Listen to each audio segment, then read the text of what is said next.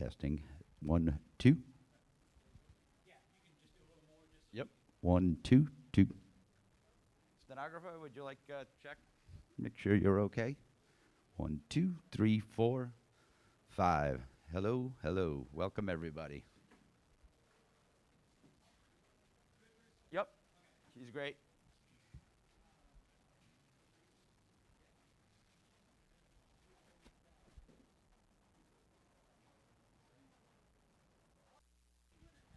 Is red, red. 1, 2, 3, 4.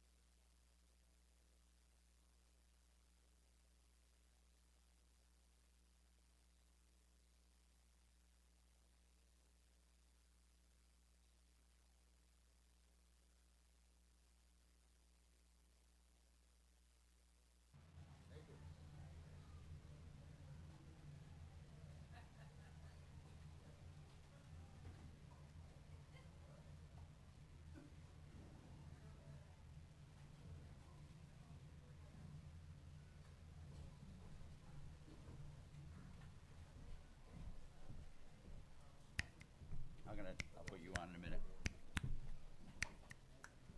I'll put you right on. You want us to go on?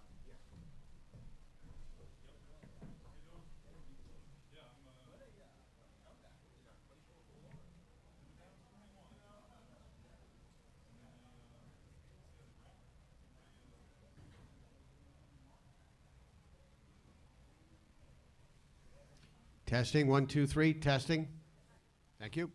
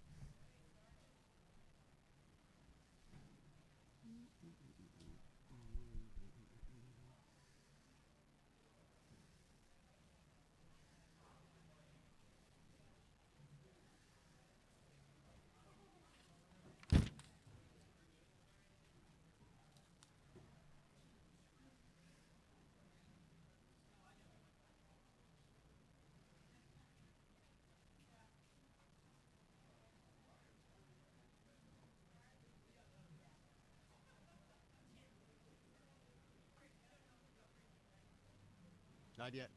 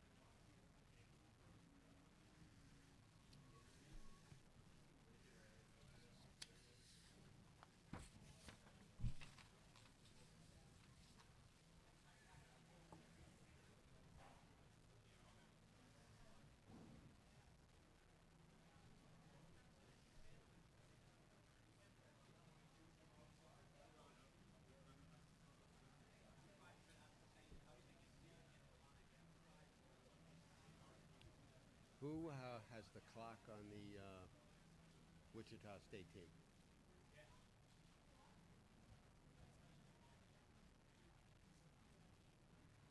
Did not hear that.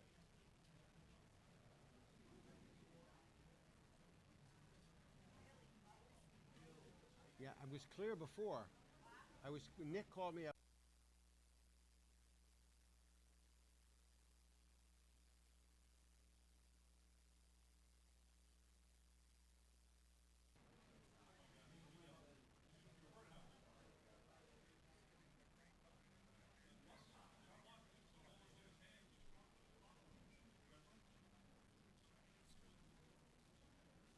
Thank you. I'll put them out, and if that changes.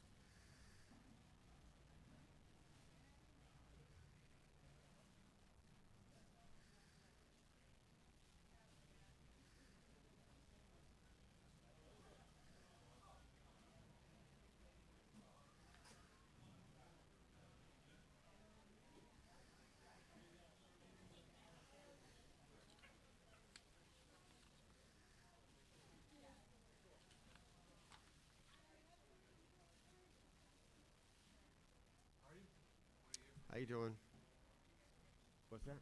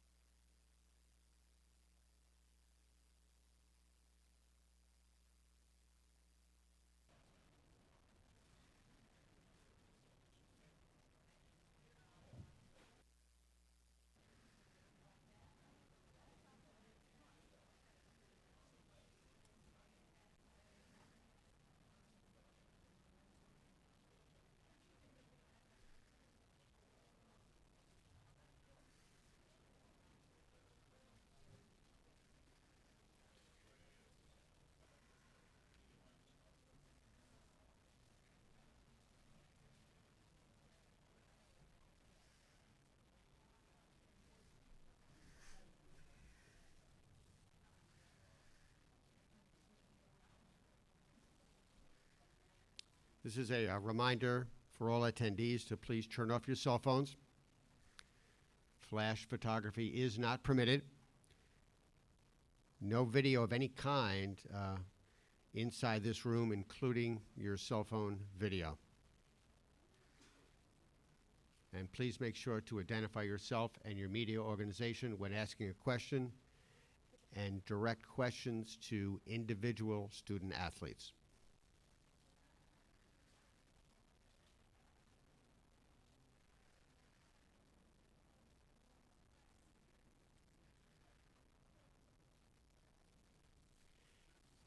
Some quick notes, I'll repeat these at the end of the press conference.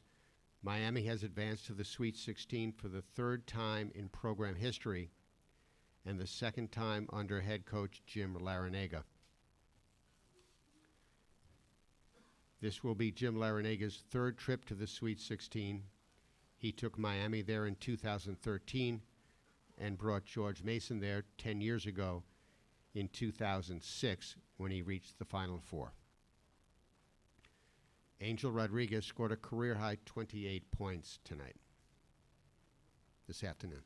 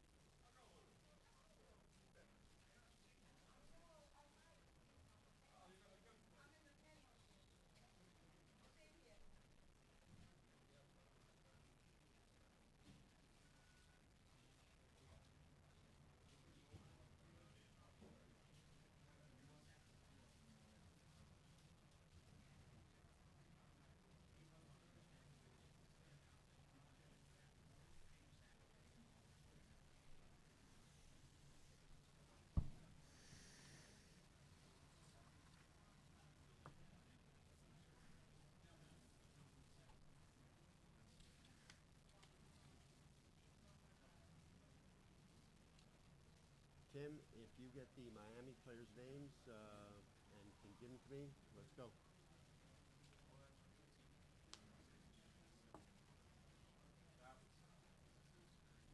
We have not started here yet for the first press conference.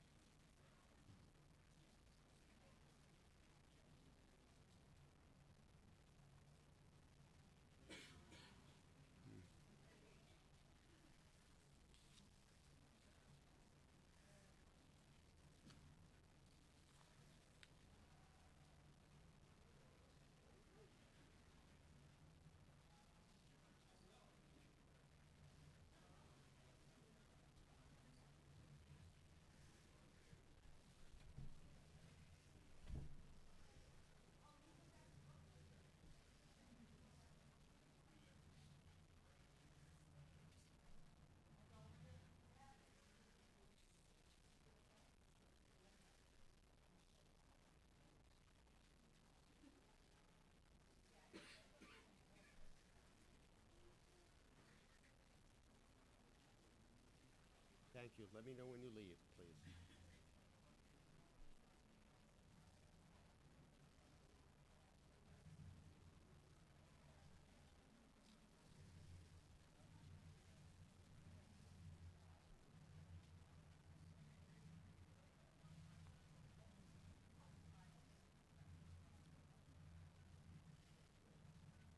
Yes, I am.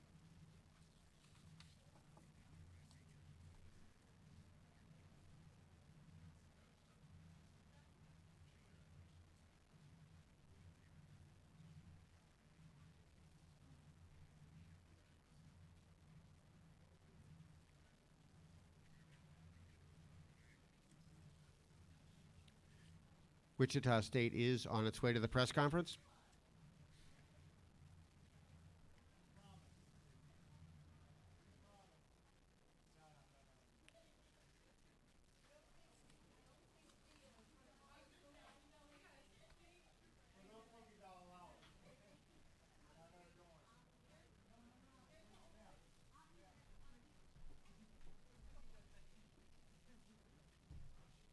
Excuse me. Excuse me.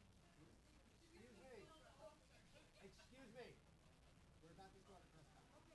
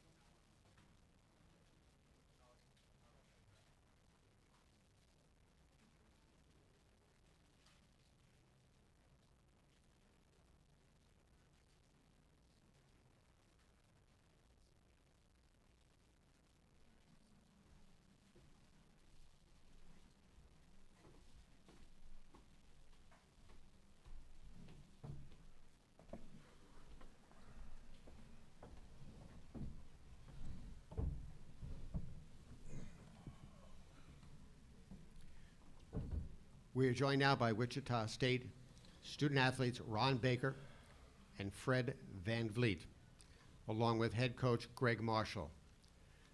Coach Marshall, would you please begin by making an opening statement? Well, first, it's been quite a week. You know, this time last Sunday, we gathered around and were wondering if we were going to be invited and involved with this tournament. And, we find out that real early that we are, and we're going to head to Dayton. So the next morning we take a flight on Tuesday and play Wednesday against a very talented Vanderbilt team, and we win. We fly in here. We got to our hotel at 5:20 a.m. on, I guess, Thursday morning. We slept most of the day, went into the early afternoon, and started preparing for, obviously, a very talented and well-coached Arizona team. Played really well. Had done it a little after midnight that night, and here we are on Saturday. Is it Saturday? Saturday. And just thank these guys to my right, all 5 seniors, for allowing us to ride their coattails. They've taken us on the, I term it a magic carpet ride for the last 5 years for Evan and Ron and 4 years for Fred. What they've done for this program, this university, the state of Kansas and college basketball it's been incredible, and really appreciate how they've handled everything, how they've dealt with adversity like this past week, and then early in the year. I mean, we had to overcome injuries galore. Never seen a player paralyzed, never had an All-American try to fight through what Fred was fighting through. But they did, and they did it with dignity and class, and they're tremendous professionals on and off the court. They're pros. They handle their business like pros, and I'm deeply indebted to them, as we all are. And unfortunately, we're a little short today, but it doesn't take anything away from what they've done for all of us, and I thank them publicly. Thank you, Coach. We'll now open it up to questions for the student athletes only. Please identify yourself and your media organization and direct questions towards individual student athletes. Questions for the student athletes? Go right up in front. Paul Sallentrop, Wichita Eagle. Fred, first 10 minutes, Miami's defense kind of really got you guys off course. What were they doing that gave you problems? Well, to start the game, Rodriguez pretty much just kicked my butt and outplayed me to start the game, gave him a really good start, and they were making everything early. So anytime you can't get stops, it just takes your rhythm completely, for the offensive end. And then they're making shots, so they're ultra aggressive, and it's just not a good combination. Some of what you saw us do in the second half to them, they were able to do that early, and it starts with me, and got to give him a lot of credit. He set the tone early and got it going. So they got out and disrupted our timing and our rhythm a little bit, forced some uncharacteristic turnovers, and it just fueled them. So we fought back, but you dig yourself a hole that deep, it's kind of hard to get out of. More questions for the student athletes.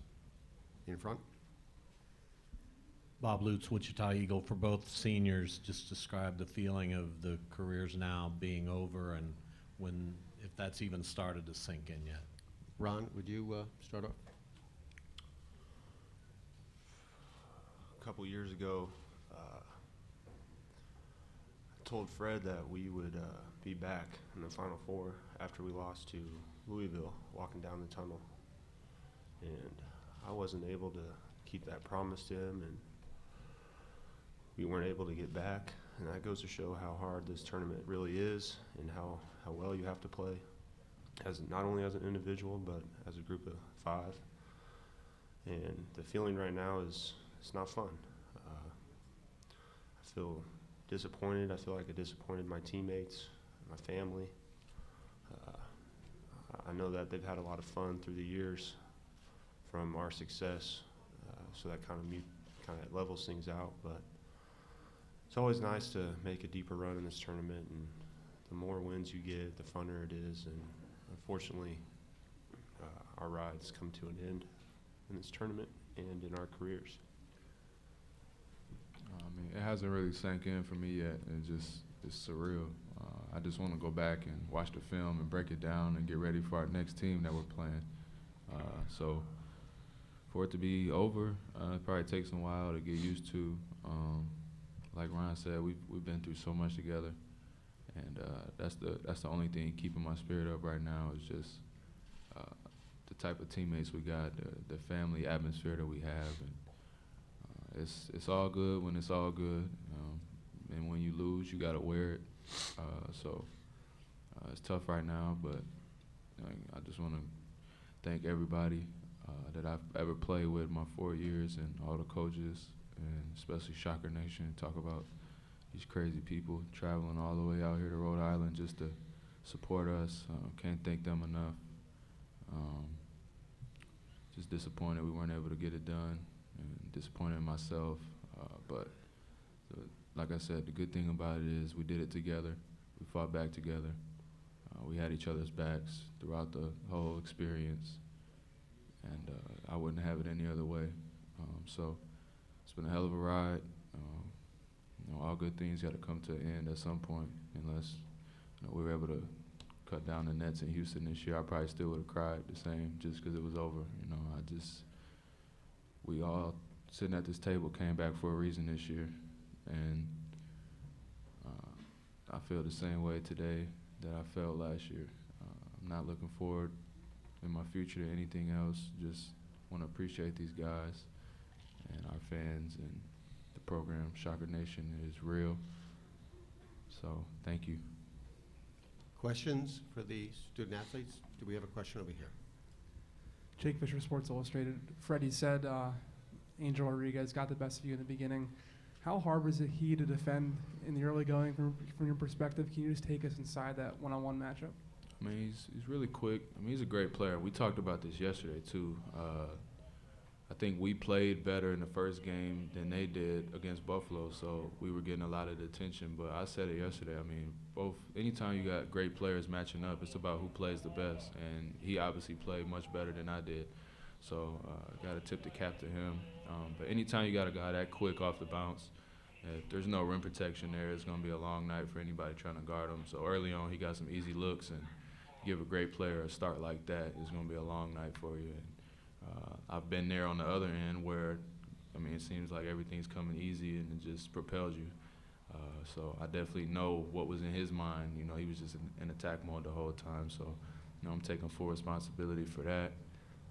But give him credit. It wasn't like we just gave him anything. He went and took it. So credit to those guys. They better not lose next week. Questions for the student athletes? Right here. Jim Donaldson, Providence Journal. Ron, you guys got down early, and yet there was absolutely no quit in you. What does it say about yourself, your teammates, to be able to battle back? You're playing your third game in 5 nights in your second city. It would have been easy to kind of pack it in, and you guys just kept fighting and really put on a great show. Yeah, throughout my career here, the word quits never sank in well with our vocabulary. Our guys fight till the end. I've been in a lot of, not very many occasions when we're down 21, but we still fought back. Early on in the year, we were down similar to Iowa, and we ended up cutting it to single-digit lead. This team and group of guys just have a lot of fight in them, and that just goes to show how well they're coached and how their character is. Time for one more question. Paul in front.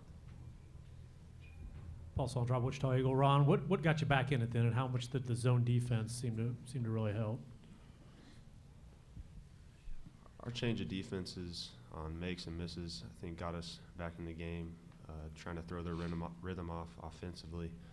They started missing some shots, and we were able to get some rebounds, and we executed fairly well in the second half to draw the lead down and take the lead, and we started making shots, and I thought we had some breaks here and there that didn't go our way. The ball bounced in the wrong direction, and that's just how the game goes down the stretch, and they were able to hit shots towards the end there that were tough, and you got to make those shots to advance in this tournament. Okay, thank you. We'll now dismiss the student athletes back to the locker room.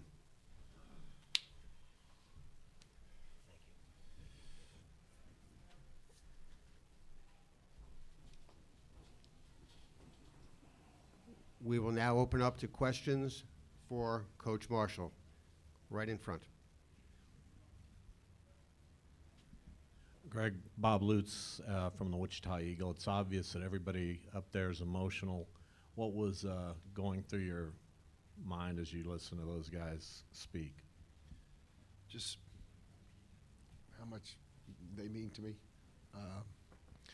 They mean to all of us. You know, they've been unbelievable ambassadors for our program and our university and our city.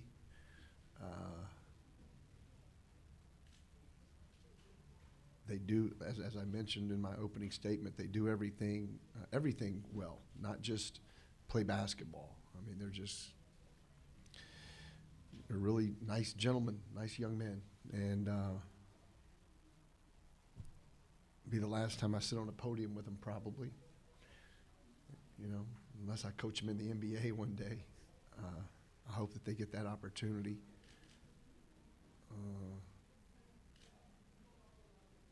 They're just, they're class guys. They're class guys, and I'm very deeply indebted and appreciative of everything that they've done for the last 5 years. Questions in the back.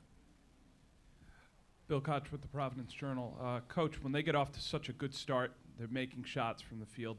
I can't imagine that happens, ever to your defense. What's going through your mind there on the bench in terms of adjustments that you need to make and how to keep the guys in it? Well, they're a very talented and well-coached team, and they scored too easily early. They made everything. They looked really fresh and bouncy, and shots were going in for them. And they were taking us out of rhythm on the other end with their quality defense. Angel Rodriguez was just he was a man possessed. He really played well today. Everything he shot seemed to go in. He's 9 for 11. He makes circus shots at the end of a shot clock to really put the final nail in our coffin. But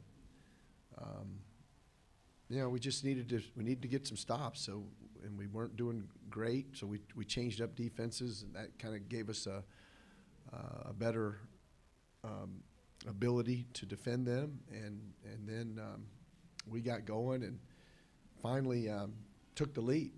I thought, wow, we may actually come back and win this game, and never doubted that it was possible with these guys. But then I think they threw in a half-court lob. They lobbed it and dunked it, and then we had the layup. I think it was Kelly. I don't know what happened, but he lost the ball, and then they hit a three. So we went down 4, and then the last deal was the Rodriguez jump shot off the glass at the buzzer. So guys showed a lot of fight, a lot of determination. There's no quit in them or anyone in this organization for that matter. And just really proud of them, proud of those guys in the locker room for handling the whole season the way they have, because it has not been easy with we've been through a lot of adversity with injuries and whatnot. So to get this opportunity to play in this tournament, today the better team won, and I want to congratulate them again, and hopefully they can go far in the tournament. And I'm very, very familiar with their staff, and a lot of those guys are friends of mine, so I appreciate their hard work and efforts. Questions for Coach? Anything else? Oh, Paul? Paul Sontrop, Wichita Eagle. Yeah, Greg, the crazy schedule, the fatigue, do you see that playing any role in that first 10 minutes or so? I don't know. I mean, I don't know how you could be fatigued in the first 10 minutes and not in the last 30. I don't know. I know that it hit me about yesterday. Yesterday was the first time I really felt tired of the whole thing.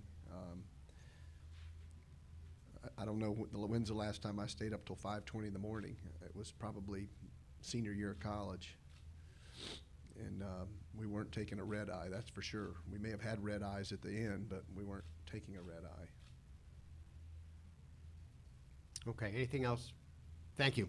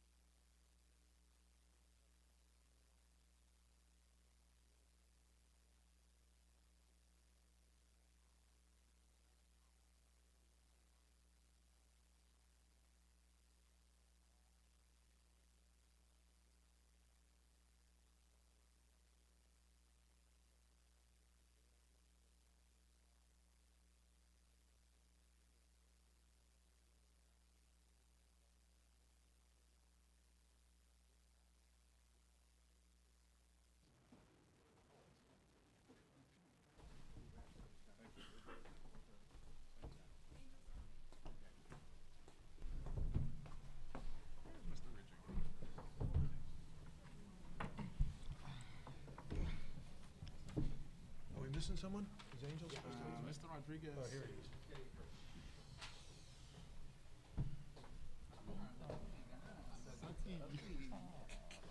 Please not make me laugh right now.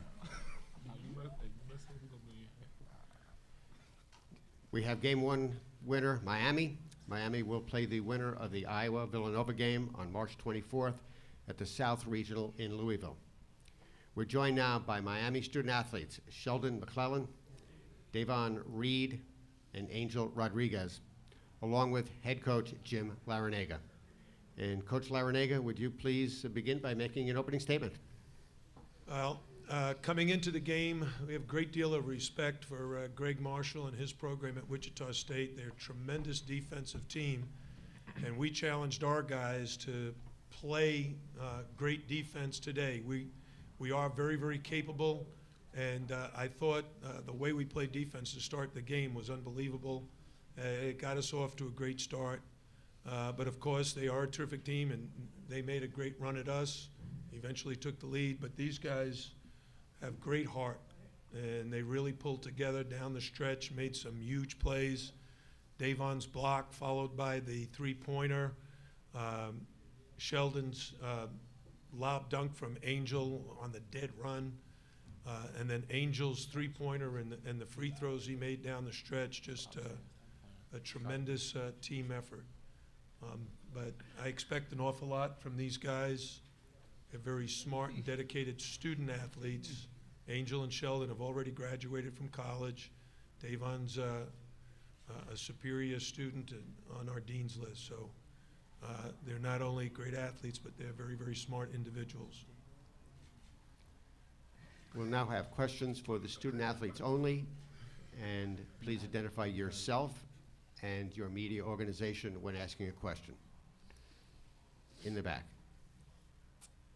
Peter Gobus from the Attleboro, Massachusetts Sun Chronicle. For Angel, you were in a zone there, just being fearless in the first half, taking the ball to them. Why did that happen so much so in the first half? I just think the scene, you know, it's a lot on the line. As a team, obviously everybody wants to advance, and I just felt good. I told Yvonne in the warm-ups, I was like, man, today I just feel different, and I had a really good energy about the team, not about me, and I just seemed to come out on fire. But you know, throughout the game, I feel like a lot of the media is getting caught up on me, but there was a lot of big time play that other guys made that are probably just gonna go unnoticed because of my performance. Questions for the student athletes? Question right up here. Michelle Kaufman from the Miami Herald. Andrew, you touched on this yesterday, but there was a lot of talk about Wichita State being under-respected and with their seeding and all that. Do you feel that the Miami basketball program is not appreciated as much, do you think? You think you're overlooked sometimes? You've been with us for the whole year. I'm pretty sure you feel the same way as us. I think definitely I think obviously they respect us, but they seem to find a flaw in our team no matter what. But the great thing about it is we've kept our composure, and we play for each other. We don't, as I said yesterday, we don't play to prove people wrong. We play to prove ourselves right. Questions right over here. Jake Fisher with Sports Illustrated. Angel, I believe you were on the bench redshirting the last time this team was in the Sweet 16, and you made the move, obviously, from Kansas State to get here. How does it feel to put the team on the back and deliver this program into the Sweet 16? I was actually in Kansas State. Well, yeah, I was home, disappointed after a loss against LaSalle, while the team made it to a Sweet 16. But it feels great to just advance to the Sweet 16. But you know, honestly, the way I'm feeling right now is just that gave me a lot more fuel than what I had, and I know the team feels the same way to just achieve more. It's a great accomplishment, but the motivation is even higher now. Questions for Sheldon or Devon? Over here. Bill Koch with the Providence Journal. Sheldon, they take the lead. It's the only one that they had in the game. And I could see on the next possession you started running before you hit half court. and looking for that alley-oop. Can you just tell me, going through your mind there, did you realize how big a play that was in the game? I think it was a very big play. Whenever Angel has the ball, I'm always relocating and trying to find space where I can get open and be effective as far as being aggressive. But, we've done those plays so many times. It's not a surprise to our team and our program, so we're used to doing that on the court, but it's definitely a big play for us to get some momentum. Questions right in front. Michelle Kaufman from Miami Herald. Davon, can you talk about, Coach talked a little about the defense at the beginning of the game. Again, the Shockers are known for their defense, and you guys really smothered them at the beginning. I think they missed 10 of their first 11 shots or something. Can you talk about the defensive mindset at the start of the game? Well, I think their defensive strength is punching teams in the mouth and getting off the great starts defensively. And tonight we wanted to come out and hit them in the mouth first and be scrappy with them and make sure we gave them a good defensive set. More questions for the student athletes? We have one in the back here. Austin Saban, Canes Warning. Angel, can you talk about what was said, in the huddle when they started to make the run? What pulled you guys back? We just kept saying stay together, and I know it's a lot easier to say than to do it, but we really stay together. We know, at this point in the season, nobody's gonna go down without fighting. I was a little surprised that they came back from 21 and they got the lead, but at the same time, I think it was great for our team to be tested in such a way at this point in the season, because from now on, it's going to be a dogfight no matter who we play. We have time for one more question. Anybody else? Thank you. You want to go, Bill? Sure. All right. Bill Koch with the Providence Journal. Davon, the exchange where you blocked the shot and then made the three at the other end, that coming right after Sheldon's alley-oop, how much could you feel on the floor the momentum change there in the game? Those were just some big-time plays. We had a lot of big-time plays throughout the game, and like I said, when I shot the ball, it just felt good, and I just tried to be locked in and give a boost to my team. Big-time play. Okay, thank you. We will now dismiss the student athletes back to the locker room, and we'll hold on to Coach Larranaga here. Good job, guys. We will now open up to questions for Coach Larranaga. Coach Jake Fisher with Sports Illustrated. Angel obviously came out on fire. How big of a lift is that from the sideline, just watching him pretty much anything he puts up goes in? Well, I told the TV audience that they should rename Dunkin' Donuts Center the Angel Rodriguez Park. He just owned the place. He was so focused, so confident right from the very beginning of the game. He did it at the defensive end of the floor. He did it at the offensive end of the floor. He did it with his scoring. He did it with his passing. He just had one of those games where he was totally locked in, very focused on doing what we needed done. Questions, Bill? Bill Koch with the Providence Journal. Coach, this is obviously a special place for you. It's where you played your college ball. How nice is it going to be to leave here with another great memory and on the way to the Sweet 16? Yeah, well, I have a lot of fond memories of playing at Providence College.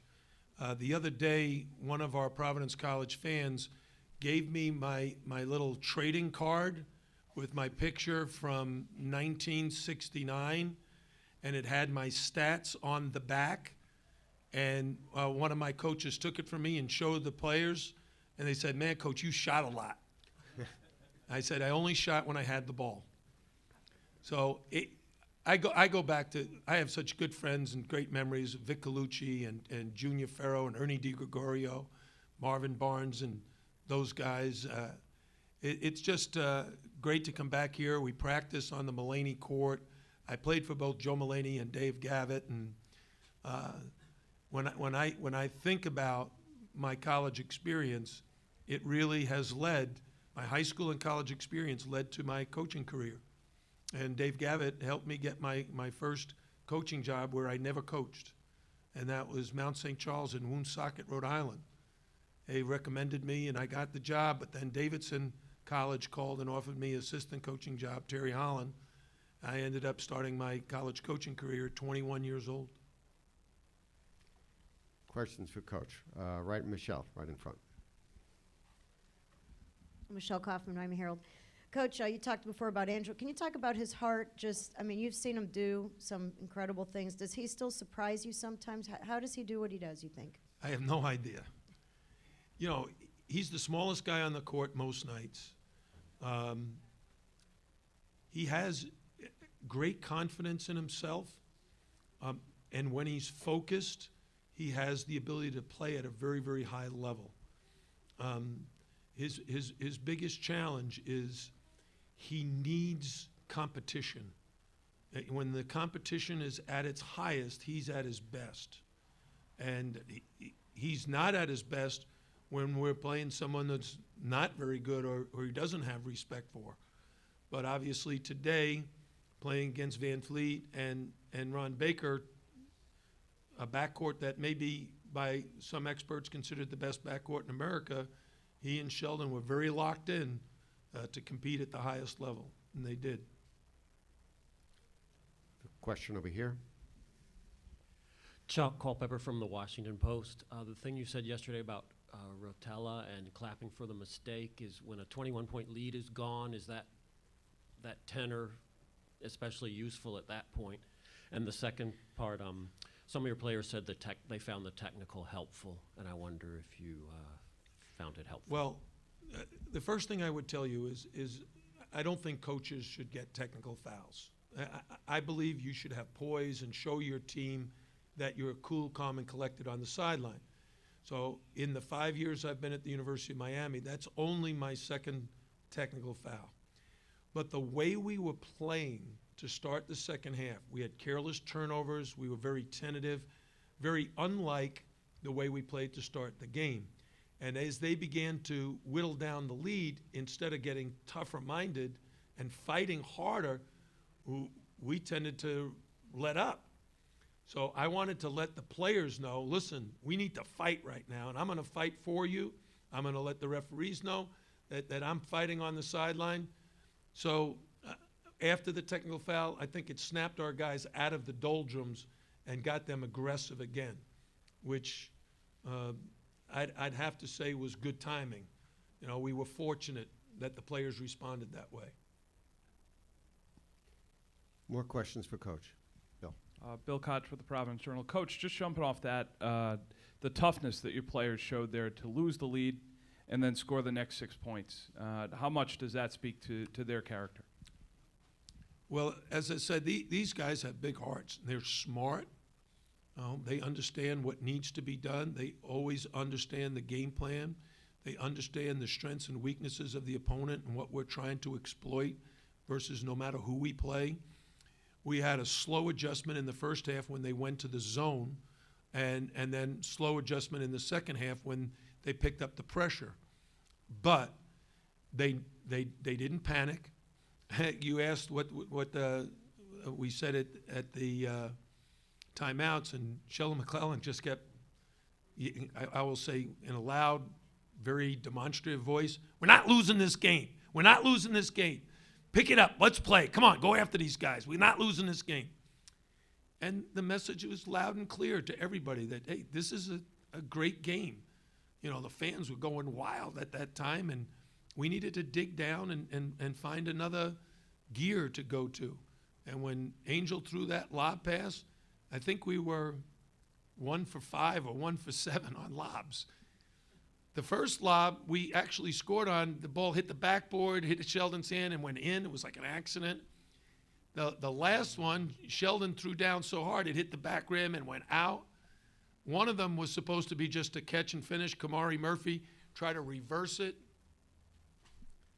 But you're always going to have miscues. You're going to always make mistakes. And the thing about it, you got to clap for the mistakes and move on to the next play. Question in the back.